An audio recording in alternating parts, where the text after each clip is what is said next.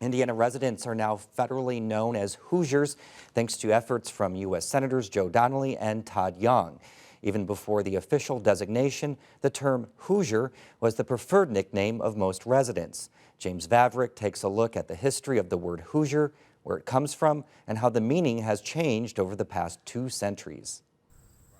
Whether you were born and raised in the state of Indiana or visiting from out of town, you most likely are familiar with the word Hoosier. From the landscape to the people to sports teams, Hoosier is a descriptor given to anyone or anything coming from the state of Indiana. But what does the word Hoosier actually mean? I would say both someone from Indiana as well as someone who goes to Indiana University or an Indiana university here. I think definitely a Hoosier does qualify as someone who went to IU as well. To me, I guess a Hoosier means somebody who's willing to be friendly to everyone, kind of introduce themselves, get to know people.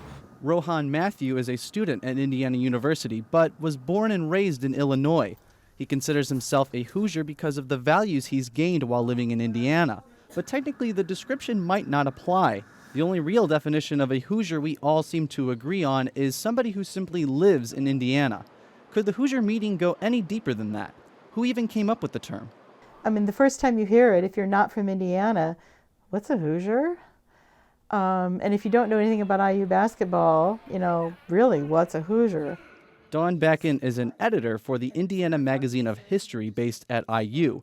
The magazine's most recent bicentennial issue features several articles showcasing the Hoosier word and its different uses in writing. Articles written as early as 1905 use the word Hoosier, but Bakken says she's seen it pop up in other writings that date as far back as the 1830s. So it's still kind of the old-fashioned, searching through papers, and you just happen to hit on something like that, and then you think, oh, this might be interesting to people who are interested in the term Hoosier. The articles tell a variety of stories about the word, and the more you investigate this issue, the more you find out that Hoosier wasn't exactly a term of pride for Indiana folks in the beginning. And this woman said, well, of course I'm a Hoosier. And I was like, no, shh, just don't let anybody hear you say that. It's not good to be a Hoosier in this city. Just keep it to yourself. While the original meanings vary from article to article, they tend to start out as a nasty nickname given by travelers to describe rustic settlers found in deep rural Indiana. From there, it became a stereotype given by city folk who viewed poorly the country folk working on farms in rural Indiana. It took Indianapolis a long time to really grow up into a city, since it was basically created by the General Assembly. It was the 1840s, really, before it was kind of a respectable, full-size city that East Coast people would come and visit and not just entirely sort of turn up their East Coast noses at it. The discovery continues in Indianapolis, where researchers at IUPUI's University Library are using big data to pinpoint the word's origin. This time it's on an interactive map providing loads of information, again dating back to the 1830s. Christy Palmer is one of the researchers at the library. She's part of a 3-man team that molds different departments of the university into a number-crunching powerhouse. Their research also shows that the word originated with outsiders, coming from the Ohio and Wabash rivers.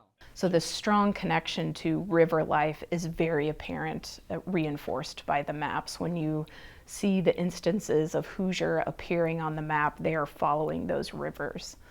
So that was one thing that was sort of reinforced by what people thought was happening, but we absolutely see evidence of it through these maps, and that was exciting. Researchers say since the word was well-rooted in Indiana identity, residents had to claim it with pride despite the clear evidence that it began as an unflattering description. And the people from Indiana are actually taking it on and saying, okay, we may be from the country, but we're not necessarily all of those things. We're just country folk. And we're honest, and we're decent, and we're hardworking, and we're proud of being Hoosiers. Words are kind of what you make of them, and if you take a bad word and embrace it, it kind of just empowers you. For Indiana News Desk, I'm James Vavrick.